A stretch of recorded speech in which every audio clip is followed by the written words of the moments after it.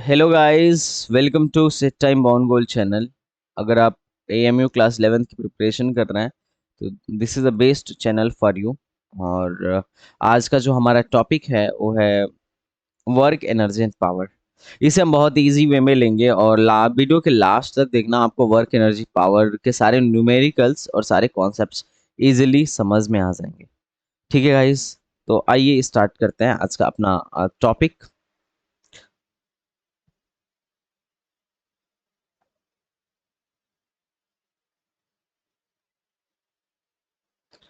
Work energy and power. हाँ तो तुम लोग को ग्रेविटेशन में आई थिंक कोई दिक्कत नहीं होगा। ग्रेविटेशन में हम लोग काफी क्वेश्चन कर लिए हैं, है ना? किसी को दिक्कत है क्या ग्रेविटेशन में? वो तो बता दो। कहाँ गए तुम लोग? कितने लोग हैं? हिमांशु, याशीन, शिफा, जुबैर, बताओ भाई। ग्रेविटेशन के सवालों में तो नहीं अटक रहा है ना गाइस? कोई ग्रेविटेशन के सवाल में अटके तो बता देना, मुझे नहीं लग रहा है। ठीक है, मैं तो कल काफी क्वेश्चन हम लोग कर रहे थे तो लगभग सारी वैरायटीज कवर हो गई थी। पर कोई नहीं, अगर फिर भी तुम्हें तुम में से कोई अटके तो क्वेश्चन पूछ सकते हो। ठीक है, हिमांशु तुमने किया था ग्रेविटेशन का? तो चलो हम वर्क एनर्जी पावर के बारे में पढ़ते हैं। तो चलो छोटी छोटी चीजों से स्टार्ट करते हैं। पहले मैं तुम्हें एक चीज बताना चाहूंगा, ध्यान से सुनो। ध्यान से सुनो। एक चीज मैं तुम्हें बताना चाहूंगा, पहले आराम से सुनना। एक राइट एंगल ट्रायंगल है, ठीक है? एक राइट एंगल ट्रायंगल है और मैं तुमसे कह रहा हूं कि मान लो ये कितने पे है? 30 डिग्री पे है। कितने पे? 30 डिग्री पे है। अगर इसका, मान लो अगर ये जो राइट एंगल है, टेंशन मत, this is a right angle triangle. पहली चीज जो बताना, आराम से बताना, मैं तुमसे कह रहा हूँ ये 30 डिग्री पे है और इसकी लेंथ जो है ना 8 मीटर है। तो तुम मुझे बेस बता दो और हाइट बता दो। अब जो ये हाइट होगा वही ये वाली हाइट होगी, हाँ या ना? ध्यान से बोलो। जो ये वाला हाइट होगा वही हाइट ये वाली भी होगी। बात से सहमत हो? एक रेक्टेंगल में बनाऊं, फॉर्म करूँ तो तुम्हें मुझे बताना है इस बेस को बताना है और इस हाइट को बताना है। कैसे बताओगे? मतलब इसको दो कंपोनेंट में तोड़ दो। जैसे ये लाइन था, 8 मीटर लंबा था ना, इसको दो कंपोनेंट में तोड़ दो। इधर वाले कंपोनेंट को बोलेंगे हॉरिजेंटल कंपोनेंट। क्या बोलेंगे? Horizontal component. और इधर वाले को क्या बोलेंगे? Vertical component. क्या बोलेंगे दोस्त? Vertical component.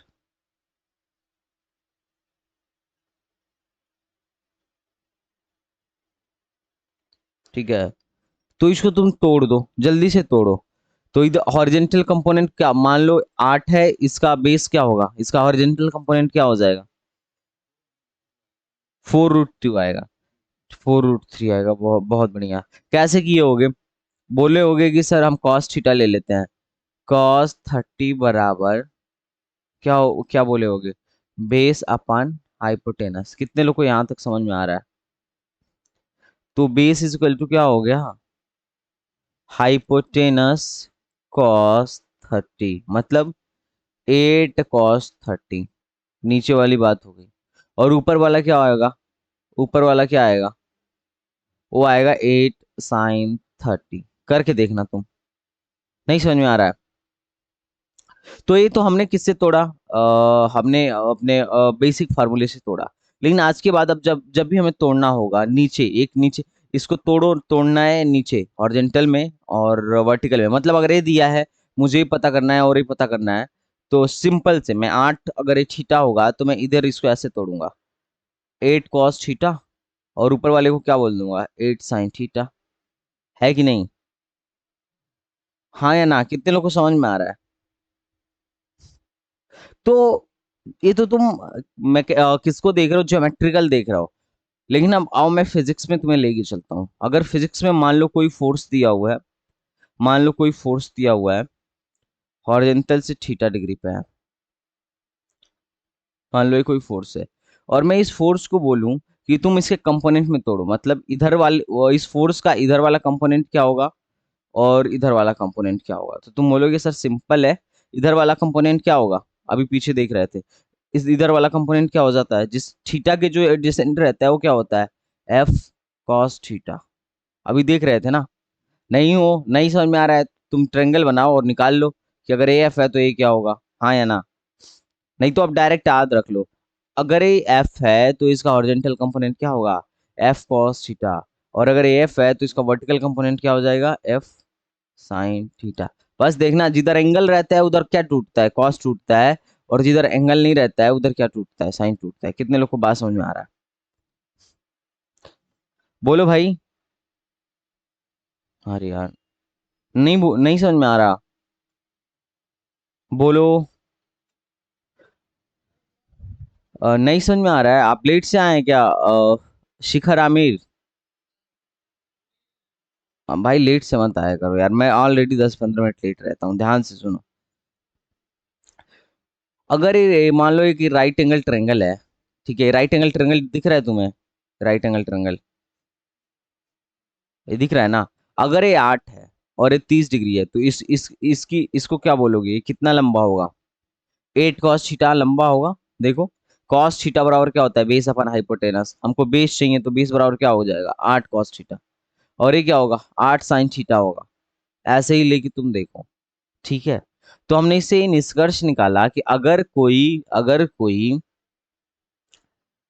लाइन मान लो है जो हॉरिजेंटल या वर्टिकल से 6 डिग्री पे है, अगर ये मान लो 8 मीटर की लाइन है, हॉरिजेंटल से 6 डिग्री पे है, तो अगर मैं उसका प्रोजेक्शन इस पे लूंगा, अगर मैं उसका प्रोजेक्शन इस पे लूंगा तो कितना आएगा, 8 cos थीटा आएगा। उसका हॉरिजेंटल कंपोनेंट क्या आएगा, 8 cos थीटा आएगा, और वर्टिकल कंपोनेंट 8 sin थीटा आएगा। तुम ऐसे इसको रट लो। अब देखो ये फोर्स वाला जो मसला है ना बहुत ज्यादा यूज होने वाला है। अगर एक फोर्स है हॉरिजेंटल के साथ थीटा डिग्री पे है, तो उसका horizontal component F cos theta होगा। मतलब हॉरिजेंटल वाला जो एंगल जिसके साथ लगा है उधर जब उस फोर्स को तोड़ोगे तो क्या आएगा, एफ कॉस थीटा आएगा। और इधर वाला जो वर्टिकल वाला मसला होगा, इसके परपेंडिकुलर वाला जो मसला होगा उधर उस फोर्स को तोड़ोगे तो क्या आएगा, एफ साइन थीटा होगा। कितने लोगों को ये बात पल्ले पड़ गई,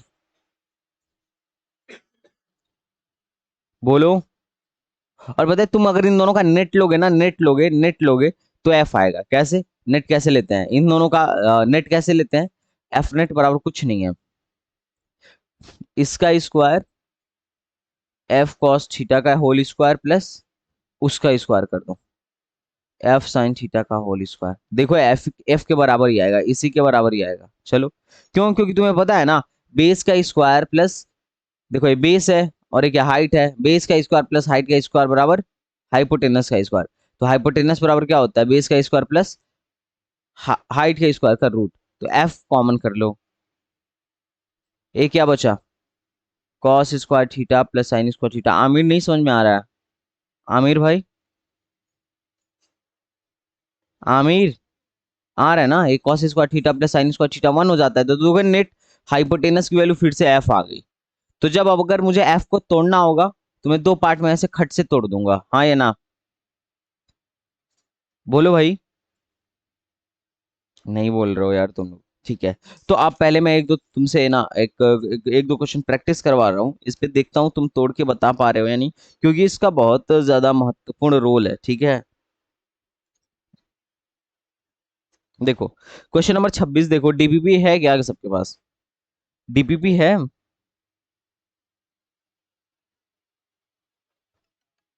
नहीं मैं नहीं भेजा था, ये भेजा था, क्या नाम है कि उसने भेजा था ना, जुबैर ने आई थिंक भेजा था। देखा जुबैर भेज दिया है तो मैंने फिर सोचा छोड़ो, रुको मैं निकालता हूँ, जुबैर।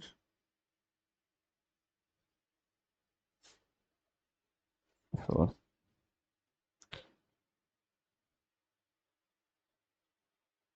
हाँ देखो ये जुबैर भेजा हुआ है। क्वेश्चन नंबर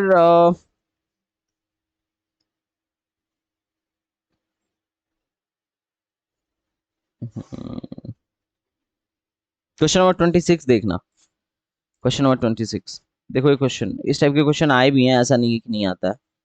ठीक है, एप्लीकेशन तो है ही इसका। ठीक है, एक क्वेश्चन नंबर 26 देख रहे हो गाइस? कितने लोग को दिख रहा है? मैं जूम कर देता हूँ। The rectangular component of force is 30 Newton. One rectangular component of force is 30 Newton. One rectangular हाँ बिल्कुल 40 नंबर। देखो मैं आमिर, देखो मैं बोल रहा हूँ, एक 50 न्यूटन का फोर्स था। ध्यान से सुनना आमिर, सुनना ध्यान से। एक 50 न्यूटन का फोर्स था, उसका एक कंपोनेंट, मतलब इसका इधर वाला कंपोनेंट ना इसको तोड़ा गया तो 40 न्यूटन आया। तो अब तुमको बताना है कि अगर इसके परपेंडिकुलर, तो इसके परपेंडिकुलर वाला कंपोनेंट क्या होगा, मतलब दूसरा वाला क्या होगा। ये रेक्टेंगुलर कंपोनेंट है ना, रेक्टेंगल से ये रेक्टेंगुलर कंपोनेंट है, मतलब रेक्टेंगुलर कंपोनेंट से मतलब घबरा मत जाना। ऐसे ही रेक्टेंगल बना के ये 50 था, 50 न्यूटन का फोर्स था ये वाला। अब ये बोल रहा है कि इसका अगर हॉरिजॉन्टल कंपोनेंट, एक वाला कंपोनेंट तोड़ रहा है तो 40 न्यूटन आ रहा है। तो बताइए दूसरा वाला कंपोनेंट क्या होगा। तो कैसे करेंगे? सिंपल है ना। मैं मान लिया देखो, एक तो तुम ऐसे कर सकते हो कि तुम्हें इस राइट एंगल ट्रायंगल में क्या क्या पता है। हाइपोटेनस पता है और बेस पता है, तो हाइट निकाल लोगे। ये वाली हाइट और ये वाली हाइट सेम होगी, तो भी तुम कर सकते हो। इसको ट्रायंगल मान के कर सकते हो कि नहीं कर सकते हो? तो कैसे निकालोगे? हाइट इज इक्वल टू क्या होगा, अंडर रूट हाइपोटेनस का स्क्वायर 50 का स्क्वायर माइनस बेस का स्क्वायर 40 का स्क्वायर। इस बात से सहमत हो? अरे कर्ण का स्क्वायर माइनस आधार का स्क्वायर, नहीं सुने हो क्या ऐसा? तो बस मैंने यही लिख दिया, कर्ण का स्क्वायर माइनस आधार का स्क्वायर। अभी हो गया ए स्क्वायर माइनस बी स्क्वायर का फॉर्मूला लग रहा है। देखो ए स्क्वायर माइनस बी स्क्वायर तो क्या होता है भाई? ए स्क्वायर माइनस बी स्क्वायर क्या होता है? ए माइनस बी इंटू ए प्लस बी, हाँ या ना? तो ए माइनस बी लिखो। 50 - 40, 50 - 40 को मैं डायरेक्ट 10 लिख दूंगा तो कोई दिक्कत है क्या? और 50 - 40 को 90 लिख दूं, क्या हो गया? 900। 900 आ गया 30 आंसर। समझ में आ रहा है? एक तो ये नियम हुआ। दूसरा नियम क्या हो जाएगा कि तुम मान लो एक थीटा है, तो तुम ऐसा लिख सकते हो ना कि इधर वाला कास कंपोनेंट हो जाता है। हाँ, ए होगा। 26 का ए नहीं। अच्छा, एक 30 न्यूटन है, अच्छा ठीक है। एक 30 न्यूटन है तो देखो, सिंपल सी बात है, मैंने 40 लिया है तो 30 आ रहा है। अगर तुम 30 लेते तो क्या आता? 40 आता। समझ रहे हो? मैंने गलती से 40 ले लिया है। देखो यहाँ पे गलती से मैंने 40 ले लिया है। तुम 30 लेके देखना। तुम क्या बोला है ना, 30 है, एक का 30 है, तो तुम 30 लेके देखना 40 आ जाएगा। ठीक है। अब कोई बच्चा ऐसे कर, हाँ, अब कोई बच्चा ऐसे कह सकता था कि 50 का कॉस जो होगा वो किसके बराबर है? 30 के बराबर है। और इसका साइन जो होगा, 50 का जो साइन होगा, मान लिया किसके बराबर है? एक्स के बराबर है, और हमको एक्स ही निकालना है। तो बस थीटा निकाल लो, एक्स आ जाएगा। हाँ या ना? देखो, 5 जीरो से जीरो काट लो। कॉस थीटा बराबर क्या है? 3/5। तो साइन थीटा क्या हो जाएगा? 4/5। ये करने आता है? अब इसकी जगह 4/5 रख दो। सॉरी, 4/5 रख दो। साइन थीटा की जगह 4/5 रख दो, तो 50 × 4/5 बराबर एक्स। 5 से कटा 10, एक्स बराबर क्या आ गया? 40 आ गया। समझ में आया? इस बार मैंने करेक्ट डाटा लेके किया था। तो ये दोनों में से कोई भी मेथड तुम यूज कर सकते हो। It's totally your choice. समझ में आ रहा है? अब इसका यूज अभी मैं तुम्हें बताऊंगा, तुम टेंशन मत लो। तुम्हें लगेगा कि हाँ सर यूज है इसका। एक क्वेश्चन और करते हैं।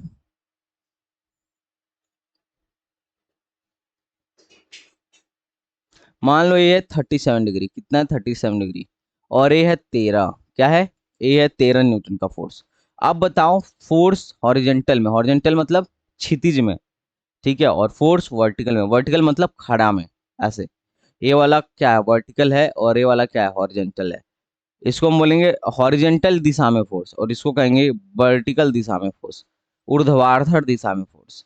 अब तुम्हें निकालना है। अब मैं एक चीज तुम्हें डाटा में दे दे रहा हूँ। sin 37 की जो वैल्यू होती है वो होती है 0.6, ठीक है। और cos 37 की जो वैल्यू होती है वो होता है 0.8। और तुम पता है, इसको ये मत लो, इसको 10 न्यूटन ले लो और इजी रहेगा। अब बता दो, एफ हॉरिजॉन्टल और वर्टिकल क्या लगेगा? एफ हॉरिजॉन्टल, हॉरिजॉन्टल की दिशा में फोर्स कितना लगेगा और वर्टिकल की दिशा में फोर्स कितना लगेगा?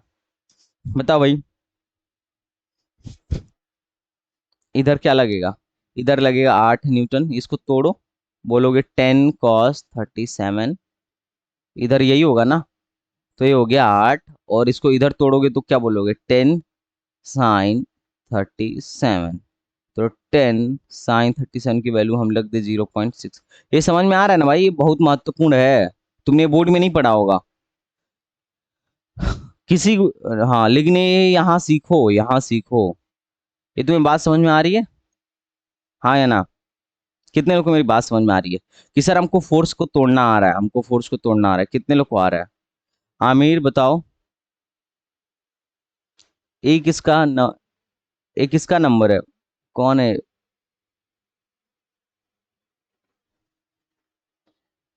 हाँ,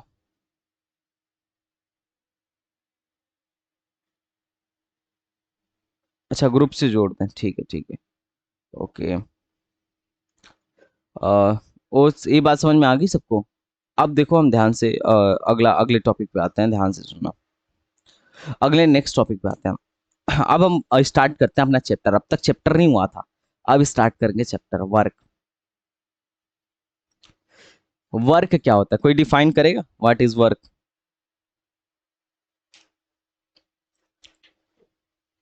वर्क क्या होता है? मान लो सपोज दैट, हाँ तुम डिफाइन करो वो ब्रो। हम तब तक इसका वो करते हैं।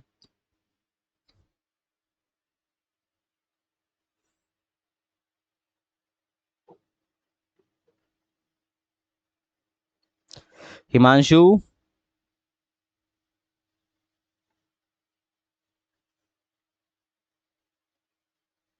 ठीक है।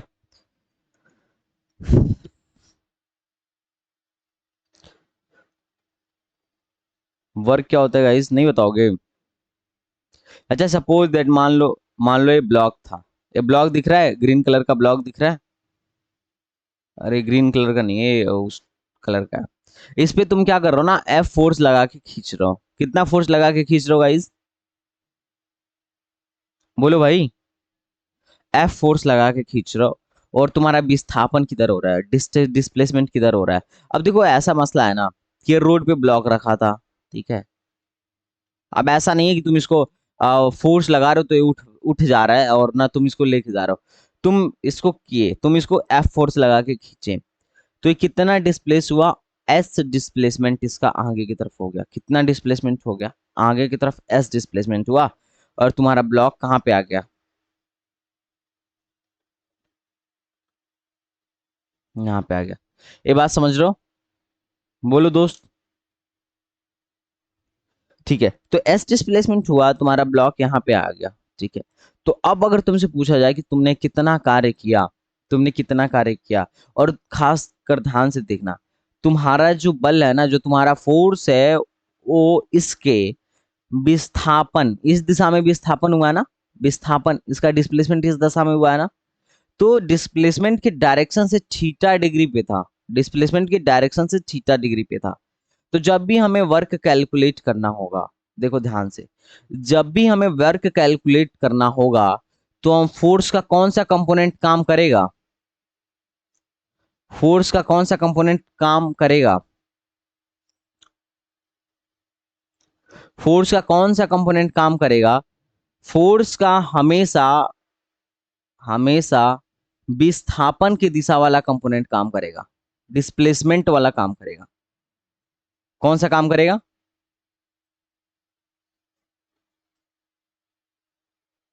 डिस्प्लेसमेंट वाला काम करेगा, डायरेक्शन वाला फोर्स।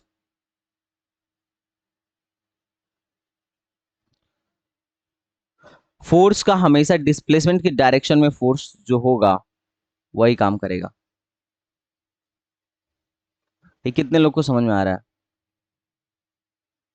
मैंने हिंदी में ही लिख दिया है ताकि तो हिंदी वालों को और भी समझ में आए। देखो ये क्या है ना कि कौन सा फोर्स काम करेगा। अब तुम्हारा काम है ये बताना कि डिस्प्लेसमेंट के डायरेक्शन में कौन सा कंपोनेंट आ रहा है।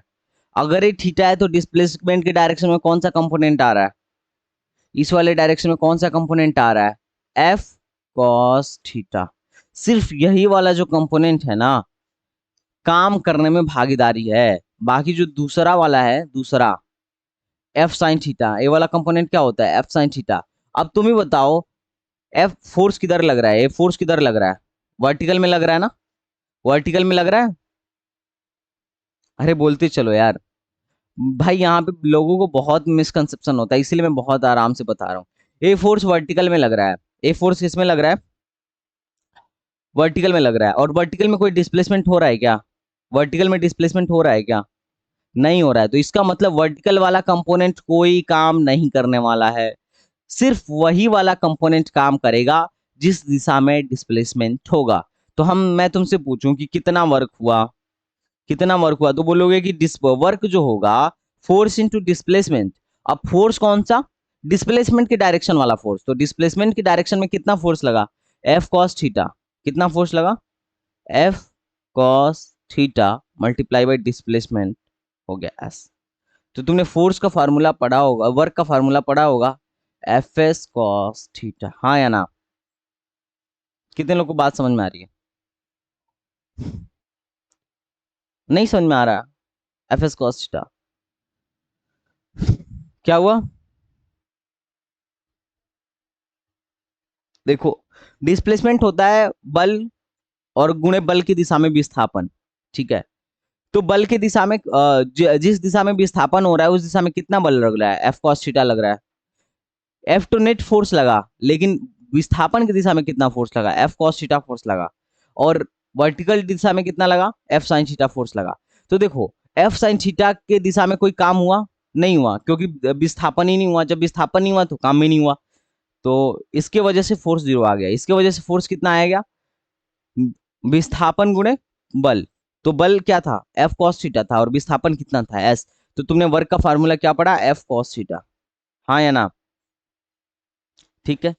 अब देखो अब तुमसे पूछा जाएगा कि वर्क का यूनिट बताइए, यूनिट, यूनिट ऑफ वर्क क्या होता है, यूनिट एसआई यूनिट क्या होता है, वर्क का एसआई यूनिट जूल। और सीजीएस यूनिट अर्ग, है ना, होता है कि नहीं सीजीएस यूनिट। और तीसरी बात तुमसे अगर पूछा जाए कि एक और यूनिट होता है, पता है, कैलोरी।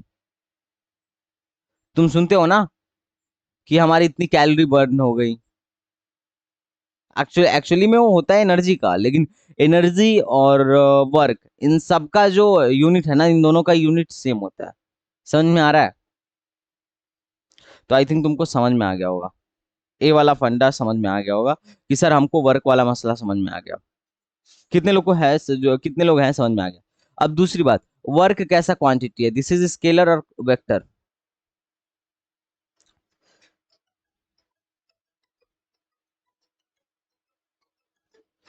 दिस इज स्केलर और वेक्टर, बहुत मार मारूंगा। दिस इज स्केलर क्वांटिटी, हाँ दोनों वेक्टर है ना, देखो दोनों वेक्टर है। एक्चुअली देखो क्या होता है, फोर्स का फार्मूला देखो मैं बताता हूँ, एफ बराबर होता है ना, सॉरी वर्क, वर्क का फार्मूला मैं तुम्हें बता रहा हूँ, वर्क का फार्मूला ध्यान से देखना। वर्क बराबर होता है एफ डॉट डी एस। अब ये जो F dot S, D S तो तुमने अभी पढ़ा नहीं है, ठीक है, लेकिन एफ डॉट एस। अब ये जो डॉट प्रोडक्ट होता है ना, वेक्टर और वेक्टर के बीच में डिफाइन किया जाता है, वेक्टर और वेक्टर के बीच में क्या डिफाइन किया जाता है, डॉट प्रोडक्ट और क्रॉस प्रोडक्ट। लाओ मैं इसका रहस्य तुम्हें बता देता हूँ। देखो डॉट प्रोडक्ट और क्रॉस प्रोडक्ट, डॉट प्रोडक्ट क्या होता है, अगर मान लो कोई एक वेक्टर ए है और दूसरा वेक्टर क्या है, बी है, वेक्टर को ऐसे ही दर्शाते हो ना, बोलो हाँ या ना, कहाँ गए। तो जब भी इनके बीच में गुणा किया जाएगा तो या तो डॉट प्रोडक्ट से किया जाएगा या क्रॉस प्रोडक्ट से किया जाएगा। तो अगर मान लो vector A dot vector B कर रहे हो, तो इसका जो फार्मूला होता है ए बी कॉस थीटा होता है, क्या होता है, ए बी कॉस थीटा होता है।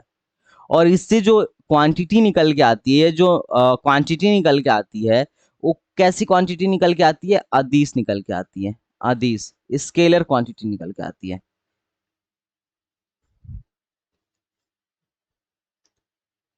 और क्रॉस प्रोडक्ट क्या होता है, जब भी दो वेक्टर का गुणा ऐसा किया जाए, मान लो vector A cross vector B, तो इसको कहेंगे क्रॉस प्रोडक्ट। इसका फार्मूला होता है A B sine theta N cap.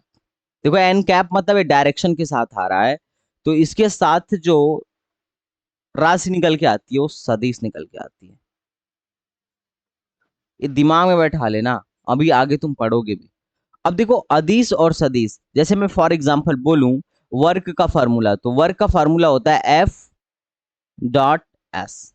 क्या फार्मूला होता है, एफ डॉट एस। तो देखो एक वेक्टर क्या है, फोर्स भी एक वेक्टर है, और वेक्टर मतलब सदिश, और डिस्प्लेसमेंट भी एक वेक्टर है। तो इन दोनों का अगर तुम डॉट प्रोडक्ट करोगे तो फार्मूले के हिसाब से क्या आना चाहिए, एफ एस कॉस थीटा आना चाहिए, हाँ या ना। और हमने अभी पीछे पढ़ा भी था कि एफ एस कॉस थीटा होता है। देखो वर्क बराबर क्या होता है, एफ एस कॉस थीटा होता है, हाँ या ना। अरे बोल नहीं रहे हो। तो एक ऐसे तो एक ऐसी राशि होगी अदिश की सदिश, पक्का अदिश होगी। देखो मैंने बोला भी था कि डॉट प्रोडक्ट से जो चीज मिलेगी वो अदिश मिलेगी। और अगर तुम टाउ ले लो, टाउ मतलब टॉर्क, बल आघूर्ण, इसका फॉर्मूला होता है आर क्रॉस एफ। तो आर क्रॉस एफ को अगर खोलोगे इस फार्मूले तो क्या आएगा, R F sine theta N cap. अब इससे जो निकल के आएगा ना वो क्या आएगा, वेक्टर आएगा। तो बल आघूर्ण कैसे क्वांटिटी होता है, वेक्टर क्वांटिटी होता है। तो ये दिमाग में रखना। ये थोड़ा सा तुम्हारे लेवल से ऊपर का भी हो सकता है, लेकिन ये दिमाग में रखोगे तो तुम्हें वेक्टर और स्केलर पहचानने में कमी नहीं आएगा, कभी दिक्कत नहीं होगा। कितने लोग को बात समझ में आ रहा है। हम्म। अब तुमको अगर कभी देखो तीन तरीके का होता है। देखो अगर कोई वेक्टर है, देखो तीन तरीके का गुणा परिभाषित है, और इन्हीं तीनों तरीकों से ना सारी चीजें डिफाइन करती हैं। देखो अगर मैं पहले देखना, अगर कोई वेक्टर है, वेक्टर में अगर तुम किसी स्केलर चीज से मल्टीप्लाई कर रहे हो, स्केलर से मल्टीप्लाई कर रहे हो, स्केलर से मल्टीप्लाई कर रहे हो, जैसे फोर्स बराबर क्या होता है, एम इंटू ए। मास कैसा है, स्केलर है, और एक्सेलरेशन कैसा है, वेक्टर है। इस बात से सहमत हो। तो जब स्केलर से मल्टीप्लाई करोगे ना, मान लो कोई वेक्टर है, वेक्टर ए है, उसमें स्केलर से मल्टीप्लाई कर दिए, तो जो निकल के क्वांटिटी आएगी ना वो वेक्टर ही आएगी। क्योंकि स्केलर वेक्टर पे कोई प्रभाव नहीं डालता है, वो सिर्फ उसके मैग्नीट्यूड को बढ़ाया घटा सकता है, दिशा को नहीं बदल सकता है। तो क्या निकल के आएगा, वेक्टर निकल के आएगा। फॉर एग्जाम्पल देखो ए बराबर एम है, ए एक्सेलरेशन कैसी क्वांटिटी थी। अरे बोलो यार, बहुत बड़ी चीज समझा रहा हूँ, कभी तुम वेक्टर में फंसोगे ही नहीं। अगर तुम इस चार रहस्यों को सीख गए तो वेक्टर में कभी फंस ही नहीं सकते हो। समझ रहे हो। यार सारे लोग बोलो तभी मैं बताऊंगा, नहीं तो यार तुम कहोगे मेरे लेवल से ऊपर जा रहा है, मैं नहीं बताऊंगा। कितने लोग कह रहे हैं कि सर बताओ, मुझे समझ में आ रहा है। जुबैर, हिमांशु, शिफा। शिफा लग रहा है शादी में से आई है, थक गई होगी। ठीक है। तो जब भी किसी वेक्टर में स्केलर से मल्टीप्लाई करते हैं तो नई चीज जो आती है वो वेक्टर आती है। जैसे एक्सेलरेशन में अगर मास से मल्टीप्लाई कर दोगे ना तो नई चीज क्या आ जाएगी, फोर्स आ जाएगी। अभी जो फोर्स आई कैसी क्वांटिटी आई, वेक्टर क्वांटिटी आई। वेक्टर मतलब तीर लगा दो। फोर्स कैसी क्वांटिटी आई, वेक्टर क्वांटिटी आई। यही नहीं, अगर दूसरा मैं तुमसे पूछूं मोमेंटम, मोमेंटम कैसी क्वांटिटी होती है, वेक्टर या स्केलर, वेक्टर। कैसे, मोमेंटम का फार्मूला होता है एम बी। अब वी क्या है, वेक्टर है, वेक्टर में स्केलर से मल्टीप्लाई कर रहे हैं तो वेक्टर ही आना है। तो पक्का अगर वी वेक्टर है तो मोमेंटम भी कैसा आएगा, वेक्टर ही आएगा। बात समझ में आ रहा है। पहला रहस्य ये था, पहला रहस्य ये था। कोई भी तुम फार्मूला उठाओ ना, कोई भी फार्मूला उठाओ, हमेशा ऐसा ही होगा, और वेक्टर हमको ऐसे ही पहचानना है। ठीक है। और दूसरा, अगर किसी स्केलर का मल्टीप्लाई करो स्केलर में, या डिवाइड कर दो स्केलर में, तो जो चीज आएगा, अगर दोनों स्केलर है तो डेफिनेटली स्केलर आएगा। डेफिनेटली क्या आएगा, स्केलर आएगा। जैसे पावर, पावर क्या होता है, पावर क्या होता है? Work upon time. अबे जो वर्क अपॉन टाइम है क्या आएगा? स्केलर ही होगा, क्योंकि वर्क भी स्केलर है, टाइम भी स्केलर है, तो पावर भी स्केलर ही होगा। समझ में आए? तो ये चार जो बातें हैं ना, इन चारों से ही डिसाइड होगा कि कौन स्केलर होगा और कौन वेक्टर होगा। समझ में आ गया दोस्त? तो वेक्टर और स्केलर का तो तुम फंडा ही छोड़ दो, ठीक है, इस फंडा को ही हटा दो। कैसे पहचानना है वेक्टर और स्केलर? अब मैं तुमसे जब भी फार्मूला लिखूंगा ना, तो तुमसे पूछूंगा कि स्केलर है या वेक्टर है, तो तुम बताना, ठीक है? हाँ, डॉट प्रोडक्ट हमेशा स्केलर होगा, डॉट प्रोडक्ट हमेशा स्केलर होगा, क्रॉस प्रोडक्ट हमेशा वेक्टर होगा। या जिसके फार्मूले में कॉस आ जाए, जैसे एफ एस कॉस थीटा, तो क्या होगा? स्केलर होगा। और जिसके फार्मूले में साइन आए, वो क्या होगा? सदिश होगा। ऐसे भी तुम सोच सकते हो। नहीं समझ में आया? ठीक है, अगर समझ में आ गया तो बहुत अच्छी बात है। उम्दा काम चल रहा है, मसला चल रहा है तुम्हारा, बढ़िया। अब भाई आ जाओ आगे आगे। आगे आ जाओ गाइस। अब हम कुछ क्वेश्चन कर रहे हैं, कुछ क्वेश्चन करें। हाँ, तुमको वर्क निकालना है।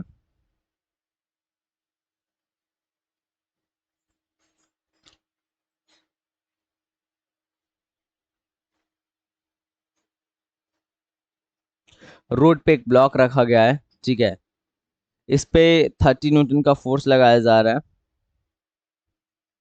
और वर्टिकल के साथ जो इसका एंगल है ना, जो इसका एंगल है वो है 30 डिग्री। अब हॉरिजेंटल में तुम्हें बताना है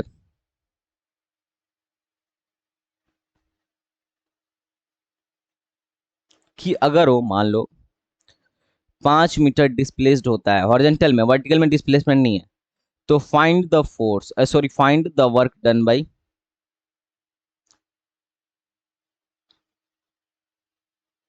कितना काम किया गया है इस रोप से, इसे जो खींच रहा है 30 न्यूटन का फोर्स लगा के।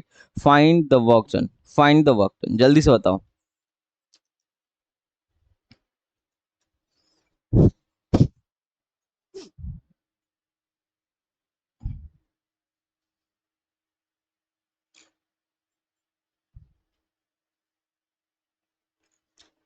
कितने लोग कह रहे हैं हाँ सर सही है?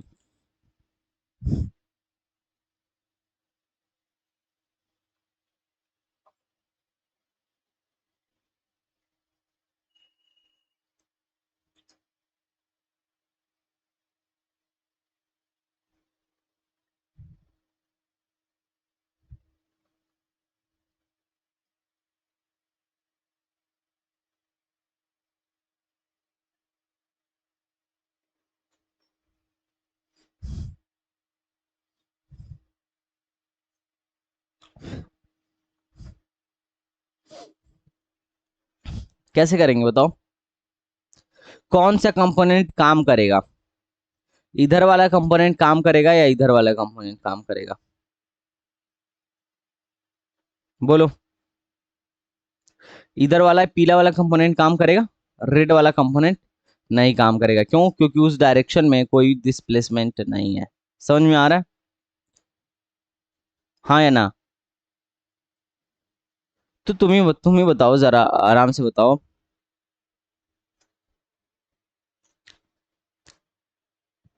अगर ये 60 है, ये 30 है, तो ये कितना हो जाएगा? 60 हो जाएगा। हाँ या ना? ये 90 था ना, तो ये 30 था, तो ये 60 हो जाएगा। तो इधर वाला कंपोनेंट क्या हो जाएगा? F cos 60। एफ की जगह लिख दो 30, कॉस 60 जगह लिख दो 1/2। कितना हो गया? 15। 15 न्यूटन इधर लग रहा है, और ये 5 इधर है, तो वर्क बराबर क्या हो जाएगा? एफ मल्टीप्लाई बाई एस, क्योंकि हमने कॉस थीटा तो पहले ही ले रखा है। तो ये हो गया 15 × 5, ये हो गया 75। नहीं तो दूसरा मेथड क्या था? विस्थापन और फोर्स के बीच का एंगल निकाल लो, 60 डिग्री आ गया। और फार्मूला तुमने पढ़ा है, वर्क डन बराबर क्या होगा? F S cos theta. ये दूसरा मेथड है, एफ एस कॉस थीटा। तो वर्क बराबर क्या हुआ? F S cos theta. तो वर्क क्या लिख लो? एफ की वैल्यू कितनी है? 30 न्यूटन। एस की वैल्यू कितनी है? 5, और कॉस थीटा मतलब 1/2। ये हो गया 15, 15×5 = 75। कितने लोगों को समझ में आ रहा है कि हाँ सर ये सब लल्लू सवाल है? कितने लोगों को समझ में आ रहा है? हाँ बिल्कुल लल्लू सवाल है, ठीक है। तो ये वर्क का कैलकुलेशन आई थिंक आप लोग को समझ में आ गया होगा। अब एक क्वेश्चन आता है कि मान लो एक कूली है, ठीक है। मान लो एक कूली है, इसने अपने सर पे बोझ रखा हुआ है, ठीक है। अब तुम बताओ, ये बोझ रख के ये टहल लिया, पूरे स्टेशन पे टहल लिया। अब तुमको ये बताना है कि ग्रेविटी के अगेंस्ट इसने कितना वर्क डन किया। Work done by pulley against, कुली है, सॉरी पुली नहीं है, कुली अगेंस्ट ग्रेविटी। बताओ, बताओ कितना काम किया इसने ग्रेविटी के अगेंस्ट। जीरो। आप कैसे जीरो काम किया, थोड़ा ध्यान से समझना। ये इसका डब्बा था, इसका लगेज था, इस पे ग्रेविटी कितना फोर्स लगा रही थी, बोलो। mg फोर्स लगा रही थी, ठीक है। और ये किधर डिस्प्लेस है, इसका डिस्प्लेसमेंट किधर था, आगे की तरफ। तो तुम भी सोचो, डिस्प्लेसमेंट आगे है, फोर्स mg नीचे लग रहा है, तो इन दोनों के बीच का फोर्स कितना है, इन दोनों के बीच का एंगल कितना है, 90 डिग्री है। तो तुमने अभी वर्क का फॉर्मूला क्या पढ़ा, F S cos theta, theta की जगह 90 पुट करो, तो वर्क बराबर एफ एस कॉस 90, तो ये हो जाएगा जीरो आंसर। तो अगर तुमने यहां से क्या निष्कर्ष निकाला, अब तुम्हारे हिसाब से देखो, इसने काम नहीं किया है, पैसा तो नहीं मिलना चाहिए ना इसको, बताओ। साइंस के भाषा में कूली ने कोई काम किया, तुम उसको 5 राउंड मरवा दो, स्टेशन पे 5 राउंड मरवा दो, और बाद में बताओ कैलकुलेट करके कि तुमने एक पैसे का काम नहीं किया, कोई काम किया है क्या इसने। दौड़ा देगा तुम स्टेशन पे अगर पैसा लेके भागे तो, समझ रहे हो। उसने ग्रेविटी के अगेंस्ट काम नहीं किया है, लेकिन वो उसने नजर में बिल्कुल काम किया है। देखो तुम्हारे सामान को यहाँ से वहां तक लेके गया, बिल्कुल काम है, ठीक है। लेकिन हमारे साइंस की भाषा में इसने ग्रेविटी के अगेंस्ट कोई काम नहीं किया। देखो कहाँ काम किया है, देखो कहीं काम किया है। डिस्प्लेसमेंट इसका फोर्स के परपेंडिकुलर था, तो फिर थीटा 90 हो गया, तो वर्क डन जीरो हो गया, हाँ या ना। तो यहां से हम एक निष्कर्ष निकालेंगे, कंक्लूजन। कंक्लूजन क्या होगा, कंक्लूजन क्या होगा कि अगर फोर्स और किसके बीच, डिस्प्लेसमेंट के बीच, डिस्प्लेसमेंट के बीच, अरे ग्रेविटी और छोड़ो, तो ग्रेविटी एक फोर्स लगा सकती है ना। अगर डिस्प्लेसमेंट एस है और फोर्स एफ है, अगर फोर्स और डिस्प्लेसमेंट के बीच का एंगल 90 डिग्री हो जाए, तो वर्क डन कितना होगा, जीरो होगा। देखो फार्मूले में रख के देखो, फार्मूले में रख के देखो, एफ एस कॉस थीटा। तो अगर फोर्स और डिस्प्लेसमेंट एक दूसरे के परपेंडिकुलर हो, तो वर्क डन कितना होता है, इस बल के द्वारा किया गया कार्य कितना होता है, जीरो होता है, हाँ या ना। नहीं समझ में आ रहा, ठीक है। तो ये बात याद रखना, लॉजिक समझ में आया कि लोग क्यों कहते हैं कि कूली ने कोई काम नहीं किया। नहीं समझ में आया, ठीक है। तो चलो हम कुछ केस डिफाइन करते हैं। पहला केस, केस नंबर फर्स्ट। अगर तुम्हारा ब्लॉक ऐसे था, ब्लॉक ऐसे था, इस पे फोर्स तुम इधर लगा रहे थे, और डिस्प्लेसमेंट भी इधर हो रहा था, तो वो इस केस में वर्क डन का फार्मूला क्या लिखोगे,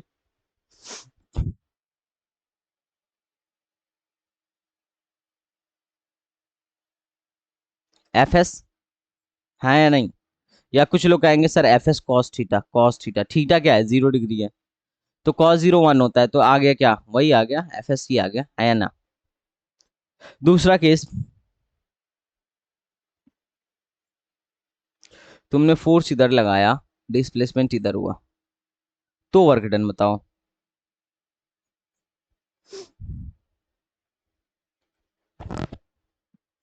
तो वर्क डन बताओ।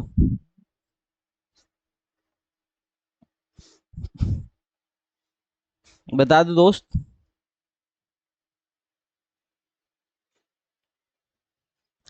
नहीं बताओगे दोस्त,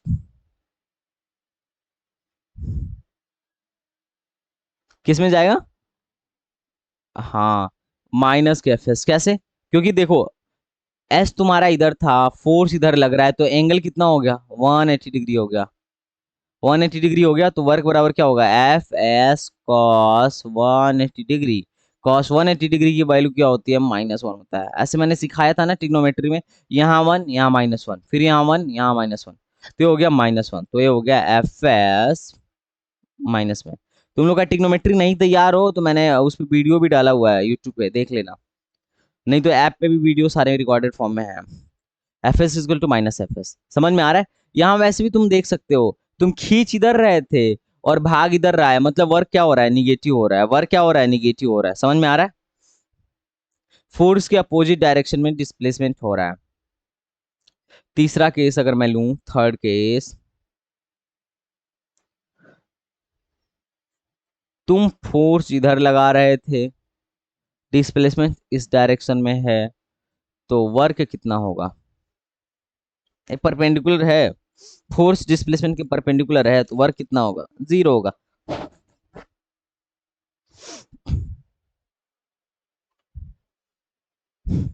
ठीक है, समझ में आ रहा है? ओके। अब चौथा के, अगर मैं एक और बात बोलूं, इंपॉर्टेंट बात, अगर कोई पार्टिकल सर्कुलर मोशन में वर्क डन कर रहा है, अगर कोई पार्टिकल सर्कुलर मोशन में वर्क डन कर रहा है, तो आपको ये बता देना है कि वर्क डन कितना होगा। बताइए क्यों 0 होगा? लॉजिक क्या है? क्योंकि जब भी आप सर्कुलर मोशन में वर्क डन करते हैं तो आपकी तरफ कौन सा फोर्स लगता है? सेंट्रीपिटल फोर्स लगता है, और उसका डायरेक्शन हमेशा कैसा होता है? सेंटर की तरफ होता है। और उस सेंट्रीपिटल फोर्स की वैल्यू कितनी होती है? mv²/r। अगर आप वी से मोशन कर रहे हैं तो सेंट्रीपिटल फोर्स की वैल्यू क्या होती है? mv²/r। और हर हर पॉइंट पे आपका डायरेक्शन कैसा है? फोर्स के परपेंडिकुलर है। देखो, अगर आप यहाँ पे भी आ गए तो भी आपका डायरेक्शन कैसा है? फोर्स के परपेंडिकुलर है। यहाँ पे भी आ गए तो भी डायरेक्शन फोर्स के परपेंडिकुलर है। तो हर समय आपका जो डिस्प्लेसमेंट है वो परपेंडिकुलर है फोर्स के। तो वर्क डन कितना होगा? 0 होगा। एक क्वेश्चन आया भी हुआ है, तो याद रखना। हाँ या ना? कितने लोग को याद है या समझ में आ रहा है कि हाँ सर कैसे 0 होगा? नहीं आ रहा है? देखो, जब भी फोर्स और डिस्प्लेसमेंट परपेंडिकुलर होता है तो वर्क डन कितना होता है? 0 होता है। तो यहाँ देखो, फोर्स, देखो परपे मोशन की डायरेक्शन में डिस्प्लेसमेंट होता है तो मोशन का डायरेक्शन इधर होता है। हर पॉइंट पे ये इसके टेंजेंट होता है ना, तुम्हें पता है ना? टेंजेंट किसी भी पॉइंट पे, सर्किल के किसी भी पॉइंट पे स्पर्श रेखा उसके इस पे टेंजेंट होता है। हाँ या ना? नहीं पता है? किसी भी सर्कल पे इस पे एक स्पर्श रेखा खींचोगे तो रेडी जो उस पॉइंट पे उसका रेडियस होगा उस पे नॉर्मल होगा। तो ये स्पर्श रेखा ही तो है। स्पर्श रेखा उस पे नॉर्मल है, परपेंडिकुलर है, तो इस पे वर्क डन कितना आएगा? 0 आएगा। फील हुआ क्यों 0 आएगा? हाँ जी।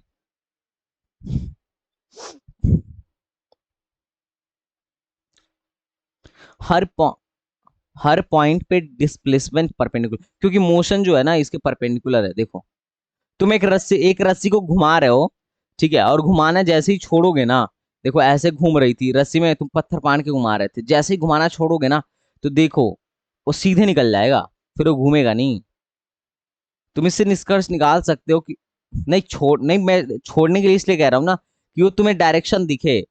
अब हमेशा तुम फोर्स लगा, यहाँ पे हर पॉइंट पे फोर्स लग रहा है ना, तो इसीलिए गोल हो जा रहा है। लेकिन अगर एक बार तुम फोर्स लगाना छोड़ोगे ना तो इसका असली वाला डायरेक्शन दिख जाएगा कि किस डायरेक्शन में है। तो जब भी तुम छोड़ोगे तो असली वाला डायरेक्शन दिख जाएगा। नहीं समझ में आ रहा है? ये जा इधर ही रहा था, लेकिन तुम इसको फोर्स लगा के खींच खींच के तुम इसको सर्कुलर पाथ में कन्वर्ट कर रहे हो, लेकिन वो हमेशा जा ऐसे ही रहा है। हाँ, तो ये परपेंडिकुलर है ना, इसका मोशन क्या है? हमेशा परपेंडिकुलर है, टेंजेंशियल है। इसका मोशन हमेशा टेंजेंशियल है। तो जब टेंजेंशियल होगा, मोशन के डायरेक्शन में डिस्प्लेसमेंट होगा। तुम्हें बात पता है कि नहीं? जिस डायरेक्शन में मोशन होगा उसी डायरेक्शन में डिस्प्लेसमेंट होगा, तो ये हमेशा टेंजेंशियल है, तो इसीलिए वर्क डन हमेशा 0 होता है। कितने लोग को बात समझ में आ रही?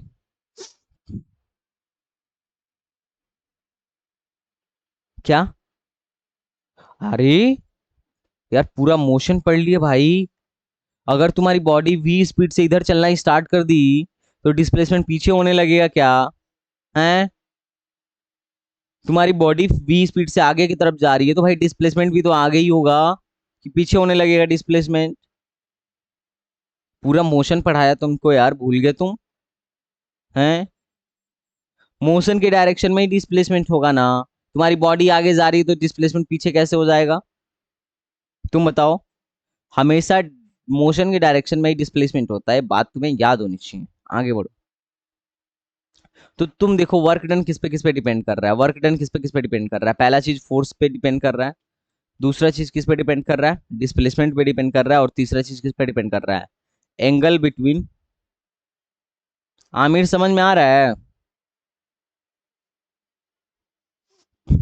जो ना समझ में पूछ लेना। Force and displacement.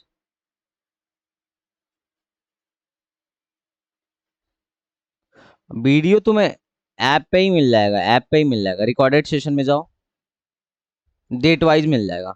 ठीक है, आप चलो। हम्म। ठीक है। अरे आज ये चैप्टर नया स्टार्ट ही हुआ है, ठीक है। तो अब आओ पढ़ते हैं एनर्जी के बारे में। तुमने वर्क के बारे में सब कुछ सीख लिया है, वर्क से रिलेटेड जितना भी क्वेश्चन आएगा तुम कर सकते हो, टेंशन मत लो।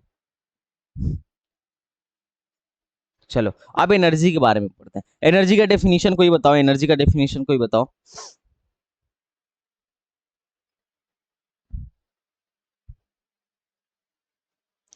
The capacity of a body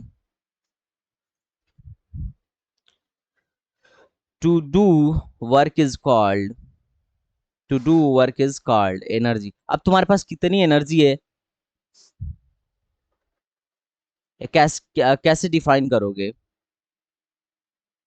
कि ये इस बात से तुम डिफाइन करोगे कि तुम्हारे बॉडी के पास किसी काम को करने की कितनी कैपेसिटी है। एनर्जी यही हुआ ना? बताओ भाई। मैं पूछू कि तुमको अरे हम एनर्जेटिक महसूस नहीं कर रहे हैं, तो इसका मतलब क्या है? हमारे पास कैपेसिटी, हम ऐसा महसूस ही नहीं कर पा रहे हैं कि हमारे पास इस काम को करने की कैपेसिटी है। तो एनर्जी क्या है? ये बॉडी की, हर बॉडी की अपनी कैपेसिटी है कि किसी काम को वो कितना कर सकता है। समझ में आ रहा है? देखो मोटर की क्या है, मोटर के पास, मोटर की भी कैपेसिटी है कि वो पानी को कितना ऊपर उठा सकता है। हाँ या ना?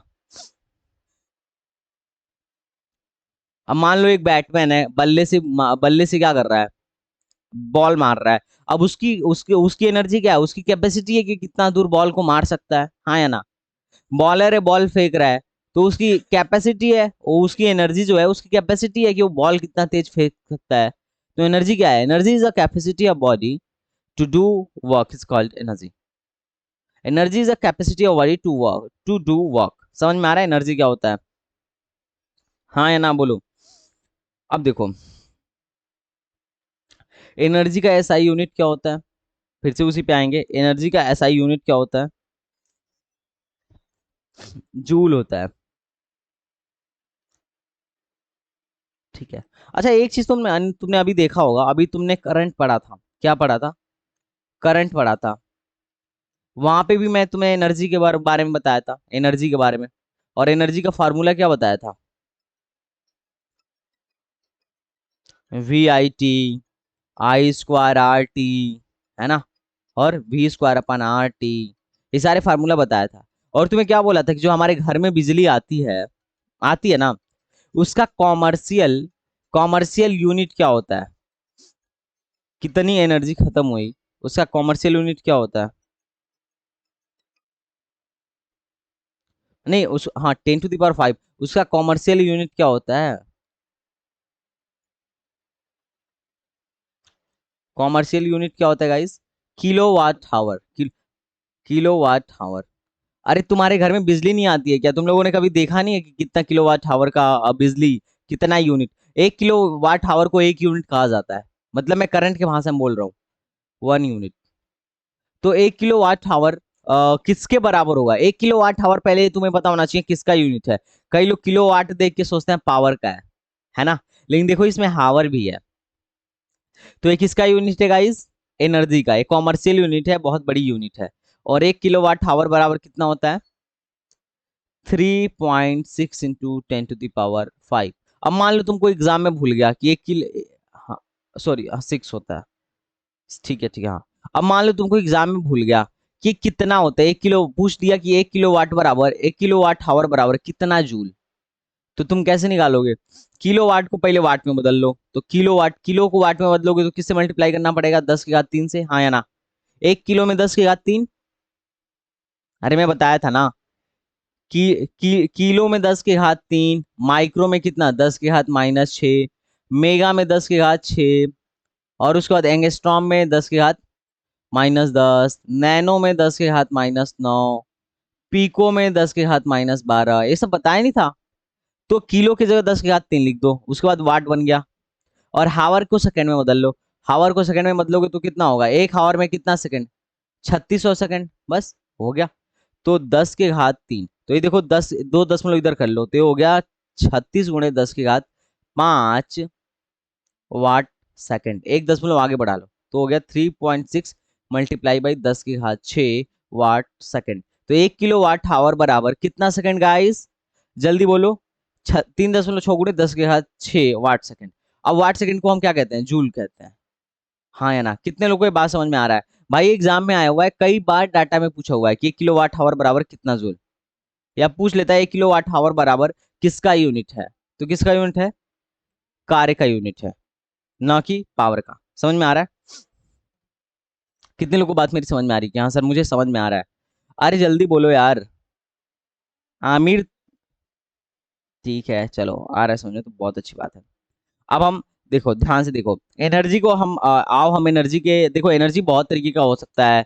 ग्रेविटेशनल एनर्जी, ठीक है, इलेक्ट्रोस्टैटिक एनर्जी, लेकिन हम कुछ मैकेनिकल एनर्जीज के बारे में बात करते हैं। आओ मैकेनिकल एनर्जी की बारे में बात करते हैं, ठीक है।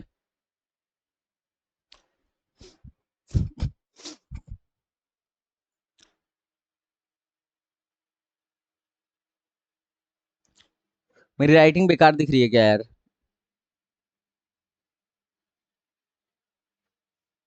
अरे भाई मजाक कर रहे हो। देखो मैकेनिकल एनर्जी क्या होता है? किसी भी मैकेनिकल वर्क को परफॉर्म करने में जो जो एनर्जीज यूज हो रही हैं, जो एनर्जीज किसी भी मैकेनिकल वर्क को परफॉर्म करने में जो एनर्जी डिफाइन की गई, दैट्स कॉल्ड मैकेनिकल एनर्जी। अब मैकेनिकल एनर्जी में दो एनर्जी आता है। पहला कौन सा? तुमने पढ़ा होगा। पहला काइनेटिक एनर्जी, पहला एनर्जी कौन सा? और दूसरा पोटेंशियल एनर्जी। काइनेटिक मतलब गतिज ऊर्जा,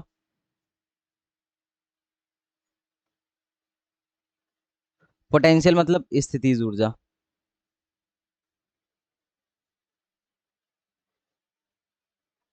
समझ में आ रहा है? अब देखो गतिज ऊर्जा क्या होता है, गतिज ऊर्जा क्या होता है, ध्यान से सुनना। इमोशन के कारण ऊर्जा होता है। अगर कोई बॉडी v वेलोसिटी से मोशन में है तो इसकी जो ऊर्जा होगी ना, उस टाइम पे उसकी ऊर्जा होगी, वो होगी काइनेटिक एनर्जी, होगी 12 mv²। क्या होगी गाइस? 12 mv²। कितने लोगों को ये गतिज ऊर्जा वाला मसला समझ में आ रहा है? क्या सर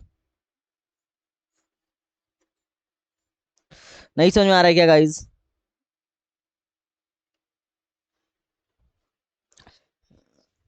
हाँ, डेरिवेशन कैसा होगा, ये बढ़िया सवाल पूछे तुम।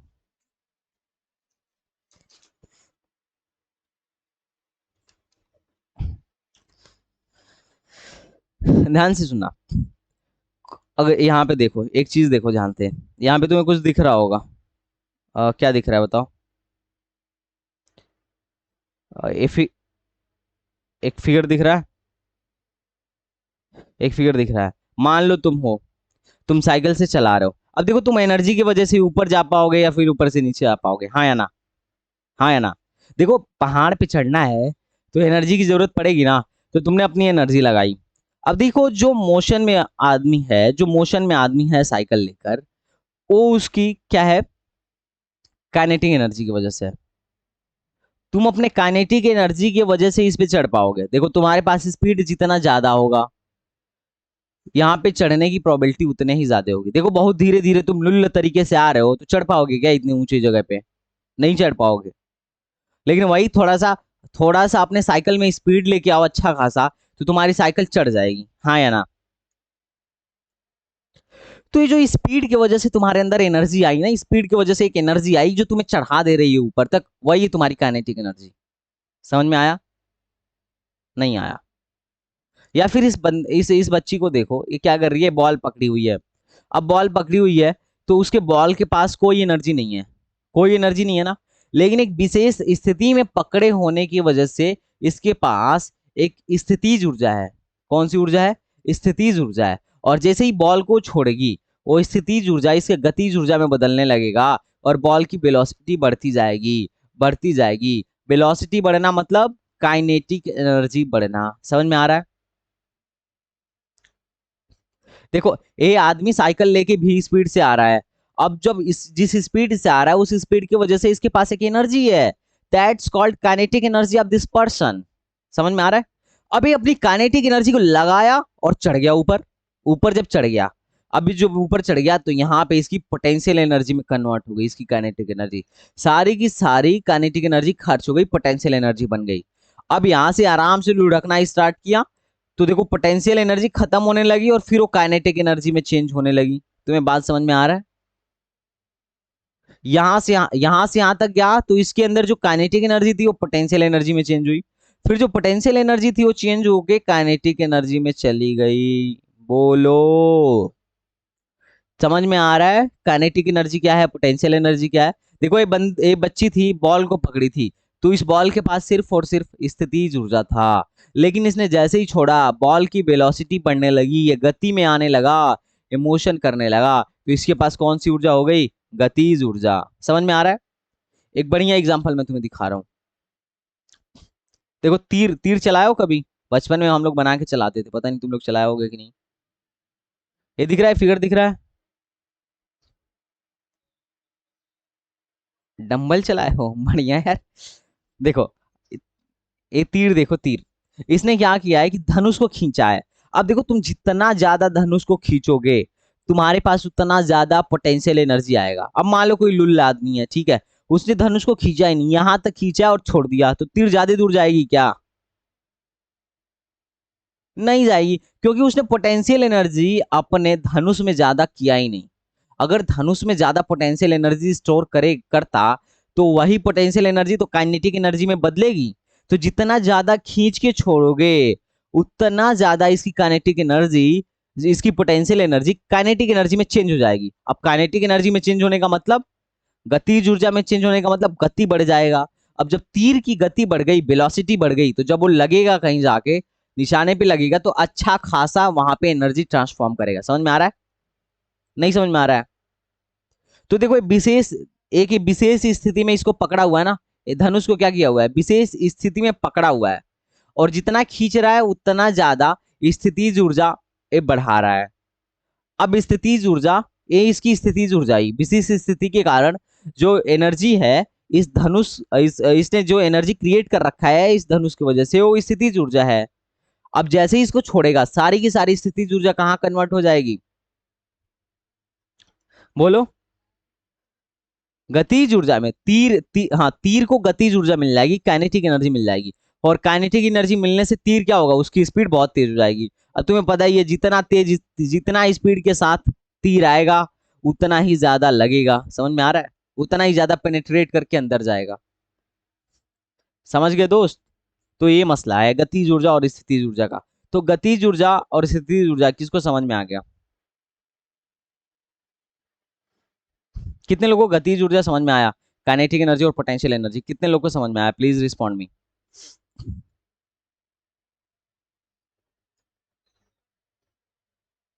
ठीक ठाक आ गया? अगर कोई डाउट हो इसमें तो बताओ।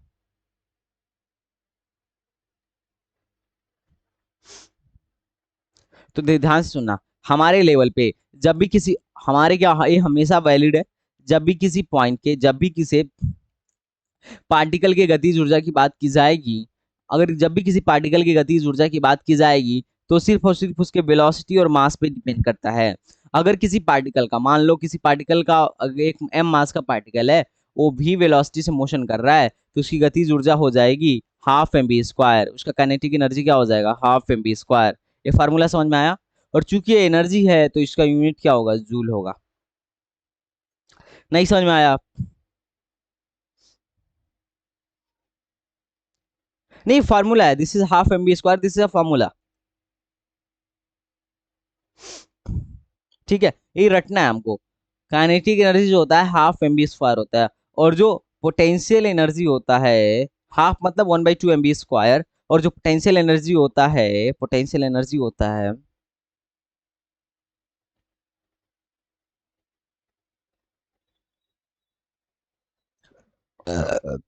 हाँ, पोटेंशियल एनर्जी होता है, कुछ नहीं होता है, एम जी एच। क्या होता है, एम जी एच क्या होता है, एम जी एच क्या होता है, एम जी एच।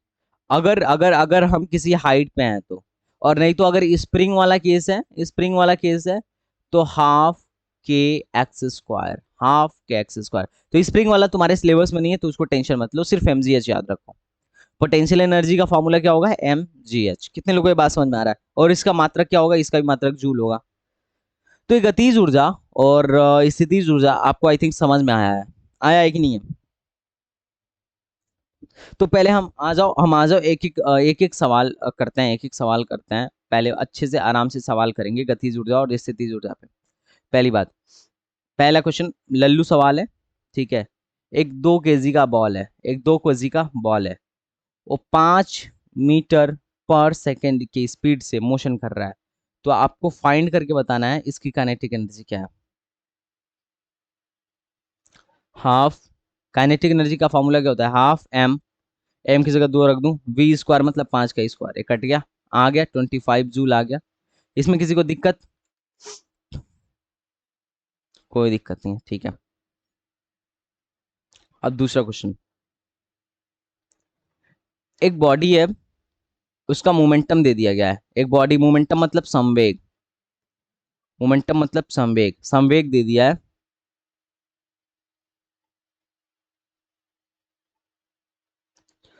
25 kg/मीटर। आपको बताना है काइनेटिक एनर्जी, काइनेटिक एनर्जी बताइए। आप कैसे करोगे? 1 केजी का मास, सॉरी मान लो 2 केजी का मास है, 2 केजी का है, 2 केजी की बॉडी है जिसका संवेग दे दिया है, काइनेटिक एनर्जी बता दीजिए।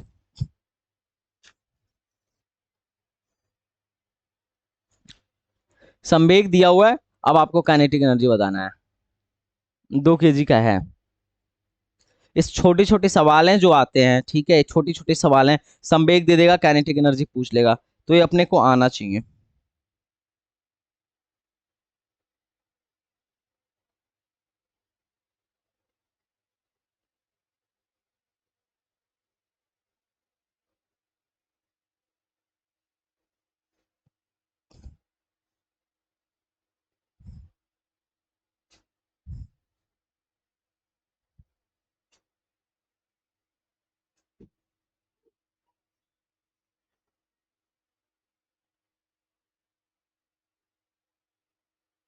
ओके, 156.25, बहुत बढ़िया बात।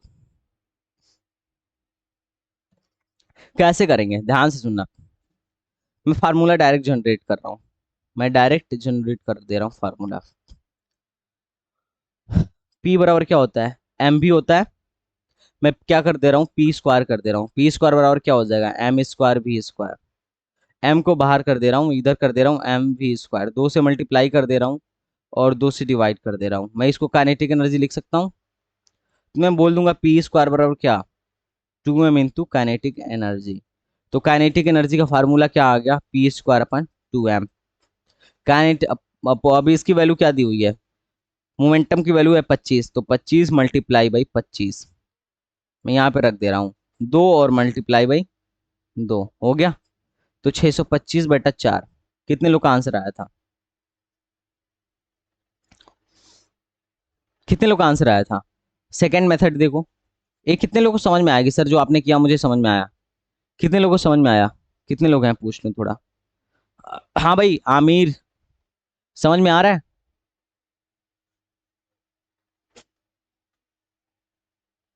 मैंने दो वो स्क्वायरिंग बोथ साइड कर दिया, तो पी स्क्वायर बराबर क्या हो जाएगा, एम स्क्वायर भी स्क्वायर। नहीं, स्क्वायरिंग बोथ साइड नहीं कर सकता हूँ? बोलो दोस्त। बस सिंपल। अब एक सेकंड फॉर्मूला देखते हैं, सेकंड मेथड देखते हैं। हमको क्या पता है, मोमेंटम पता है, तो मोमेंटम बराबर होता है एम बी बराबर क्या हो गया 25। तो वी की वैल्यू क्या हो गई 25/2। वी आ गया। तो हमको काइनेटिक एनर्जी का फार्मूला क्या पता है, हाफ एम वी स्क्वायर। तो हाफ एम की जगह क्या रख दूं 2, वी स्क्वायर की जगह क्या रख दूं 25/2 का होल स्क्वायर। 2 से 2 कट गया, ये भी क्या आ गया 25 का स्क्वायर 625/4। सेम आंसर आया। दोनों मेथड है आपके पास, आपको जो अच्छा लगे वो ट्राई कर लेना। ठीक बात है। मैं तो कहूंगा ये फार्मूला ही याद रख लेना, क्योंकि देखो मैं इसका यूज बताऊं, इस फार्मूले का यूज बताऊं। चलो अभी देखते हैं, क्वेश्चन में देखते हैं, अभी देखते हैं। एक बॉल है, एक बॉल है 2 kg मास का, इसकी काइनेटिक एनर्जी 10 है। काइनेटिक एनर्जी कितनी है, 10 है। आपको बताना है मोमेंटम क्या होगा। काइनेटिक एनर्जी मान लो 100 है, मोमेंटम क्या होगा। ये 4 kg ले लो, 10 होगा। आराम से बताओ, गलती नहीं होना चाहिए।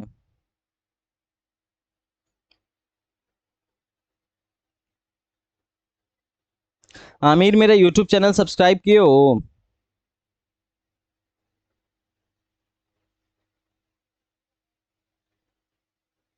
क्या नाम? कौन से व्हाट्सएप ग्रुप पे तो हो ही तुम, आई थिंक। हो नहीं व्हाट्सएप ग्रुप पे? 2√10 आएगा। अच्छा,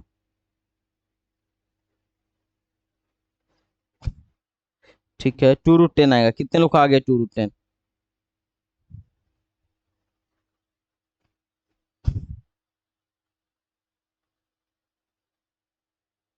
हाँ,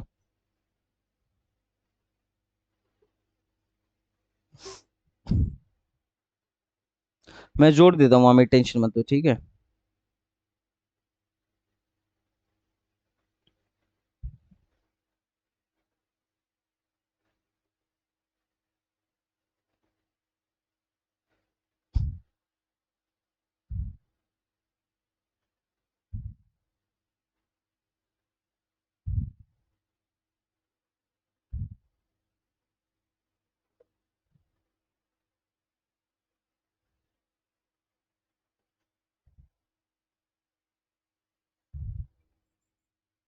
(20√2) होगा। बहुत बढ़िया भाई।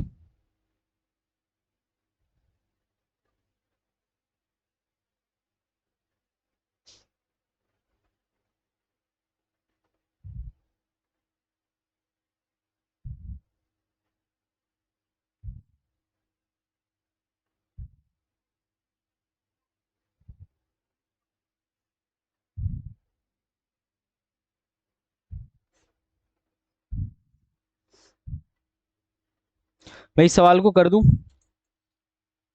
आमिर बताओ, आमिर कैसे करना चाहिए मुझे? अभी हमने काइनेटिक एनर्जी का फार्मूला क्या पढ़ा, P²/2m। काइनेटिक एनर्जी को क्या लिख दूं? देखो P को क्या लिख देता हूँ, √2m ke। हाँ है ना? ठीक है, 2m को इधर भेज के रूट ले लिया, तो हो गया 2। m के जगह क्या कर लो 4 कर लो, और के ई की जगह क्या कर लो 100 कर लो। अब 100 को बाहर निकालोगे रूट से तो 10 बन जाएगा, 4 को बाहर निकालोगे 2 बच जाएगा, ये 2। तो हो गया 20√2। किसी का आंसर आया था अभी? किसका किसका आंसर आया था? बहुत बढ़िया। तो ये काइनेटिक एनर्जी का मसला है। एक क्वेश्चन और करते हैं, बहुत ही अच्छा क्वेश्चन है।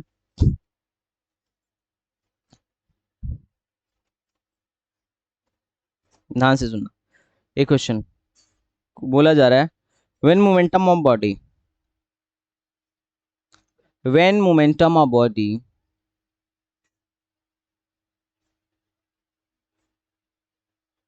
बॉडी इंक्रीज्ड बाय 100%,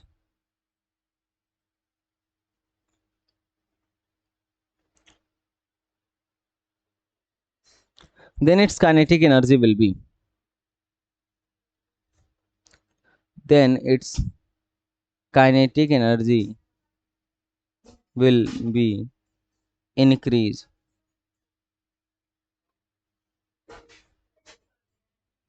ए 20%, दूसरा 40%, पॉइंट सी 100% और पॉइंट दो 300%। कितने लोगों को इस क्वेश्चन समझ में आ रहा है कि ठीक है sir. When the momentum of a body increased by 100%, then kinetic energy will be increased 20%, 40%, 100%, 300%।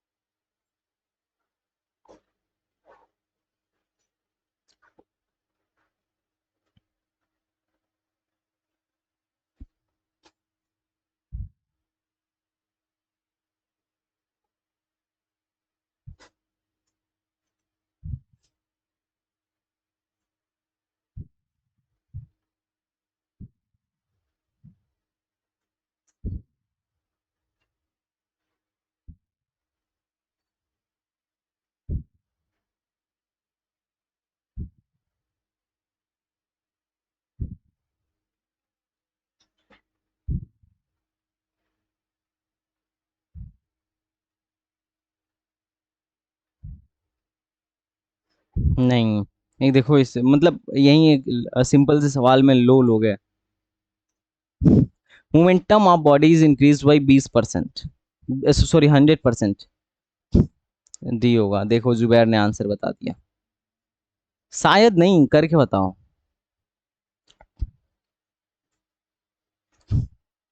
Momentum, momentum कितना इंक्रीज किया गया है बताओ।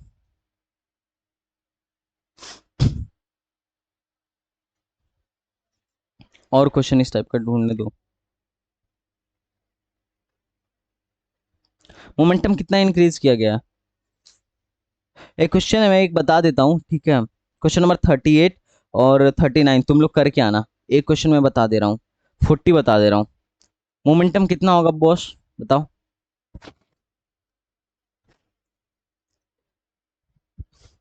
एम बी हो गया। तुमने क्या किया, 100% इंक्रीज कर दिया, मतलब फाइनल मोमेंटम क्या हो गया, फाइनल मोमेंटम क्या हो गया, 2 MB हो गया। पी फाइनल, क्योंकि 100% बढ़ा दिया गया। देखो एम बी का 100% क्या होता है, एम बी ही होता है, तो M B plus 2 MB। Kinetic energy बराबर क्या होता है, पी स्क्वायर अपन 2M। ए इनिशियल काइनेटिक एनर्जी था, फाइनल काइनेटिक एनर्जी क्या होगा। पी को क्या कर दियो तुम, 2P कर दियो, हाँ या ना, बोलो। तो ये हो गया 4P² अपॉन 2M। कुछ नहीं। अब तुम्हें क्या करना है मसला, अब तुम्हें क्या निकालना है, परसेंटेज चेंज निकालना है ना, परसेंटेज चेंज। तो परसेंटेज चेंज का फार्मूला बता दो मुझे, परसेंटेज चेंज का फार्मूला बता दो। पी, सॉरी, काइनेट, हाँ kinetic, kinetic energy, kinetic energy final minus kinetic energy initial upon kinetic energy initial. तो काइनेटिक एनर्जी फाइनल क्या होगा देखो, 4P² अपॉन 2M।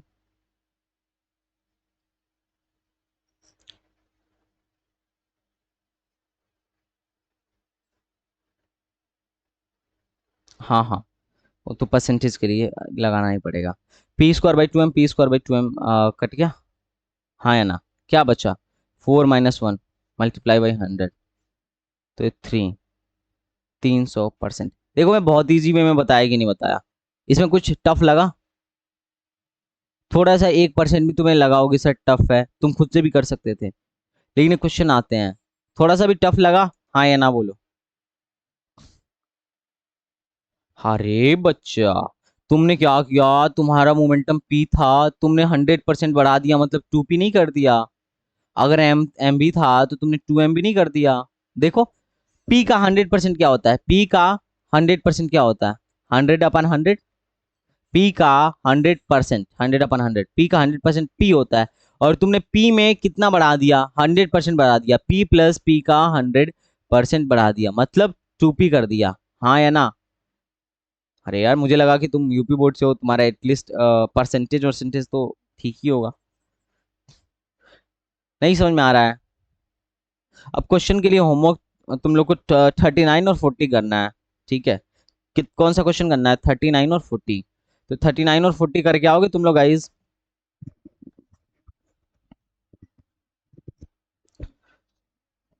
हाँ क्वेश्चन में भेज दूंगा। वैसे तो ये भेजा है, जुबैर भेजा है, पर चलो मैं अच्छे से और स्कैन करके भेज दूंगा, कोई दिक्कत? तो आमिर शेख, तुम्हें समझ में आ रहा है जो मैं पढ़ा रहा हूँ? ठीक लग रहा है ना? ठीक है। नहीं जितना पढ़ा रहा हूँ बस उतना। हाँ। हाँ टेस्ट आज मैं पेपर बना दूंगा, और मोशन का टेस्ट है, किसका लूं बताओ, मोशन या टिग्नोमेट्री? जो चैप्टर बोलो मैं ले लूंगा। मोशन का टेस्ट लो, चलो ठीक है, मोशन का टेस्ट लेता हूँ। और तुम लोग बताना ठीक है कि कैसा रहा, और आंसर वगैरह। रात को मैं आज टेस्ट अपलोड करूंगा, कल ही दे पाओगे? रात को ही टाइम रहता है मेरे पास अपलोड करने का, रात को अपलोड नहीं करा, बीटेक वालों का टेस्ट बना रहा था तो उसी में उलझ गया। ठीक है, तो उसके बाद से मिलते हैं। ठीक है गाइस, तो मिलते हैं नेक्स्ट लेक्चर में, तब तक के लिए bye bye and take care.